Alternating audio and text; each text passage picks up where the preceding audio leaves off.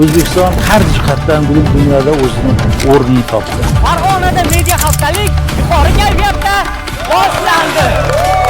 Kameralar ishga tushgan, mikrofonlar tayyor. Yilning eng yirik media loyihasi. Mavzuni qanday yozish kerak, jarayonga qanday yondashish kerak. Axborotlarni tayyorlash masalalari, kontent yaratish sifati ikki karra oshish emas. Shaxsan men uchun juda ham bir katta imkoniyat bo'ldi. Jurnalistlar, blogerlar. Bu media haftalik ixtisoslashgan malaka oshiruv bo'ldi. SMM, modelografiya, operatorlik, bir kunlik dars jarayonida 4 xil mutaxassisdan biz bilim oldik. Ijodiy tajriba olish juda ham katta bizga maktab rolini o'tamoqda. Kontent sohalari bo'yicha o'z bilimlarini yana ham mustahkamlashmoqda. SMM kursida o'qidim, vaziyatga erishdim. Bu yerda nazariya bilan amaliyot uyg'unlashadi. Cheki masalasi bo'yicha data jurnalistika masalasi. Hujjatli filmlar haqida Ommaviy axborot vositalari vakillari, bosma nashrlar. Farg'ona viloyatidagi eng yosh matbuot kotibi hisoblanadi. Kelgusida yanada faol ishlashingizga turtki bo'lsin. Yoshlarimizni kelajak avlodda naqadar katta kuch ekanligini ko'rsatib beryapti. Men Asilbek Rahimov blogerlik bilan shug'ullanaman. O'zimni tajribamni oshirgani kelib va sertifikatlarim olib ketdim. Media haftalik doirasida 1000 dan ziyod,